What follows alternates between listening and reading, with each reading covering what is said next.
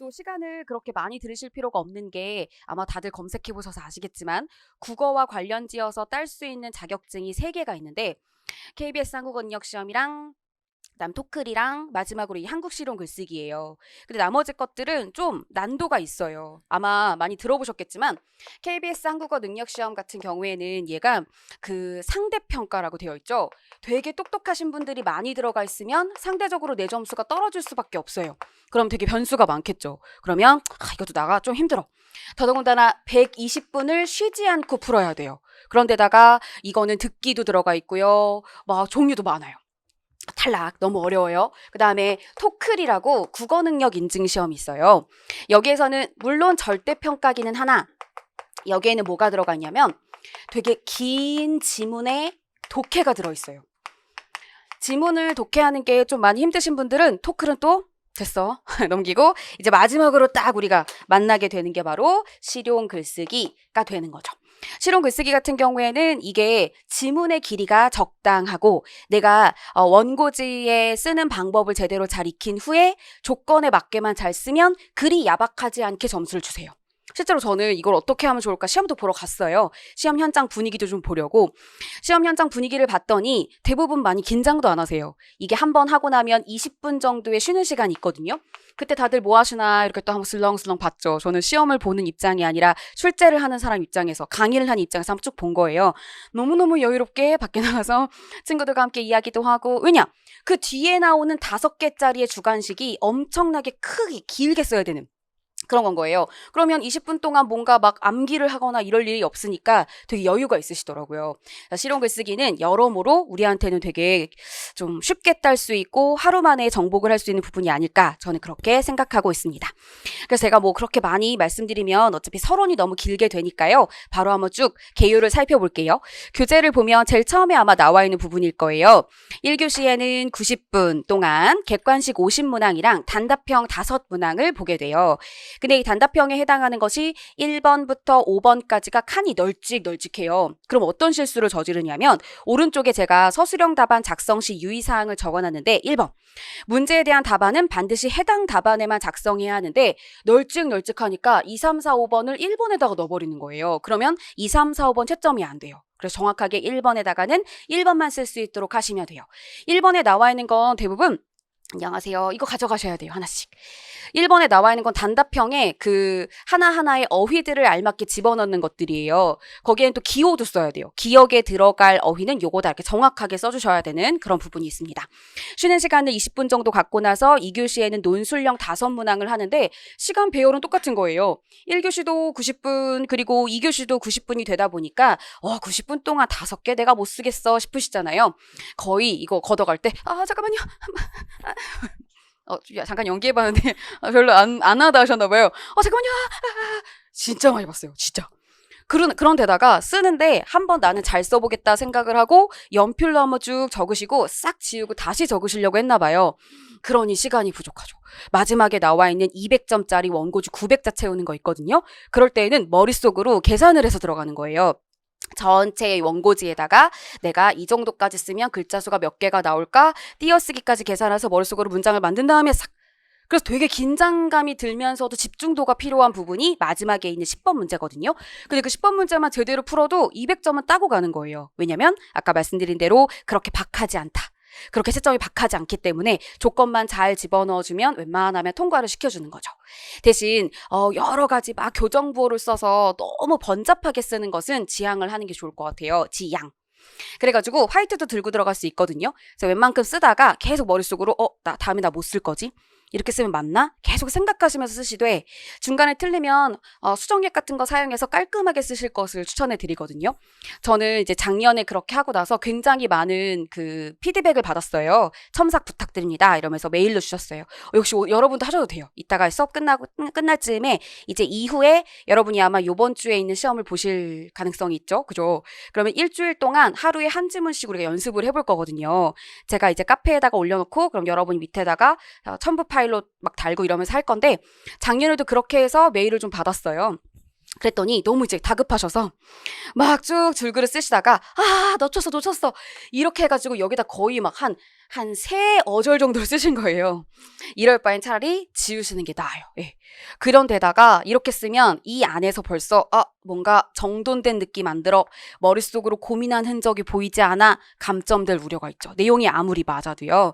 그래서 우선 머릿속으로 되게 집중할 필요가 있더라고요. 그래서 다른 것들에 비해 점수는 쉽게 딸 수 있지만 아마 90분 동안 2교시에는 엄청 막 노력하신 다음에 나오시면서 고기 먹을 거야 막 이러실 수도 있어. 진짜 엄청 스트레스 쌓이는 일이더라고요.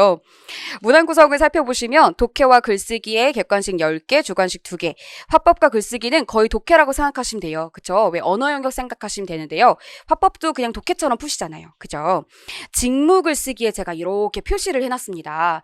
직무 글쓰기에 해당하는 게 각각의 그 여러분이 이제 서에 들어가셔서 맞닥뜨리게 될 보고서, 공문서, 기한서 같은 것들, 형식을 딱 지켜야 하는 것들 있잖아요.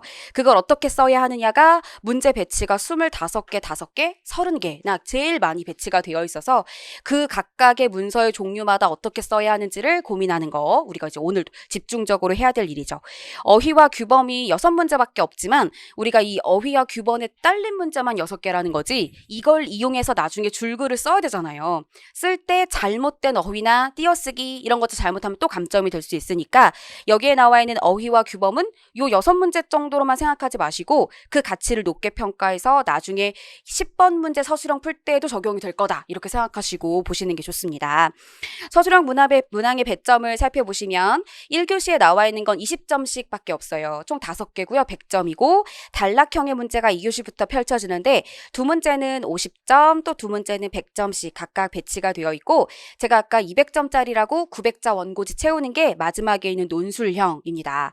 이때 조건에 어절이라는 말이 나와요. 근데 어절의 개념은 다들 알고 계시죠? 띄어쓰기 단위로 되어 있다, 이렇게 보면 돼요. 그래서 저는 항상 문제를 풀 때 어절 개수 2어절로 쓰시오 하면 이렇게 그어놓고 시작하는 것 같아요. 어절 단위가 맞지 않으면 그것 또한 감점 요인이 될 수 있거든요. 또 만약에 문장 수를 조건으로 줄 때가 있어요. 그러면 문장도 이렇게 끊어서 생각을 해두고 여기에다 개요표를 작성한 다음에 그거 안에 내용에다 이제 원고지에다 문장 만들어 썼던 기억이 나거든요. 그래서 항상 어절과 문장의 조건은 반드시 지켜야 하는 거 잊지 마시고요. 논술형에서 조건이 나왔을 때 어떤 단어가 있어요. 그럼 이거 질문 되게 많이 받았는데 그 단어를 그대로 써도 되나요?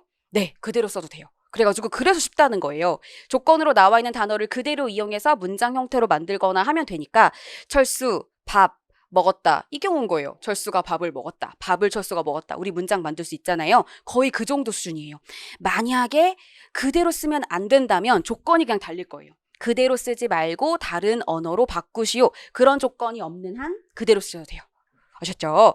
그 다음에 등급별 합격 기준, 이게 우리한테는 제일 중요하죠. 아마 5점을 다 따려면 750점 받으셔야 할 거예요. 그래서 급수로는 정확하게 750점은 없어요. 2급에 해당하는 것은 790점이고요. 그 다음에 준 2급에 해당하는 것이 710점입니다. 우리는 요 중간쯤을 받아야 하잖아요. 문제를 쭉 봤더니만 어떤 것도 포함이 되어 있냐면 간단한 수리, 계산, 이게 들어가 있어요. 이게 왜 들어가 있냐면요. 계약서 같은 거 봤을 때 뭐 언제부터 언제까지가 계약 기간이었는데 이 계약 기간을 이 사람이 넘겼다. 그럼 지체 일수에 따른 뭐 배상금 얼마를 물어줘야 하느냐, 뭐 이런 게 나올 수 있어서 간단한 수리 계산이 나올 수 있어요. 요건 한 문제 정도밖에 안 나와요. 그런 다음에 경영학을 공부하지 않는 이상 잘 모르는 업무 수행 시트? 뭐 이런 거 있잖아요. 제일 처음에 업무를 볼 때 뭐부터 시작을 해서 A, C, 유형, 저도 몰라요. 그래서 경영학에서 공부할 수 있는 업무 수행 능력 같은 거, 업무 수행 프로세스 이런 거 있죠. 이런 것들 한 2문제에서 3문제 정도 나온다고 생각하시면 되고요. 그 다음 여기 안에 또 우리가 좀 곤란할 수 있을 만한 게 뭐가 있냐면 거의 도덕 문제 같은 건데요. 고객 유형에 따른 대응 방법 이런 게 나와요. 굳이 적으실 필요는 없어요. 왜냐면 이 적은 걸 빼겠다는 얘기거든요. 이런 내용들을 또 2개에서 3개 정도. 그러면 최대치로 이렇게 따져봐도 7문제 정도예요. 이 문제 정도는 우리가 막 그렇게 열중해서 공부하지 말자는 거예요. 왜냐하면 우리는 제가 밑에도 써놨지만 750점 정도만 받으면 되니까 여기 말씀드린 대로 합격 전략으로 객관식에서는 약 300점 정도만 맞으면 되겠다. 한 문제당 8점이거든요. 그러면 8로 계산을 하면 한 38개 정도 맞는다고 생각하면 돼요. 50문항이 객관식이었으니까 객관식에 해당하는 50문항에서 요거 정도 빼면 43문항이거든요. 충분해요.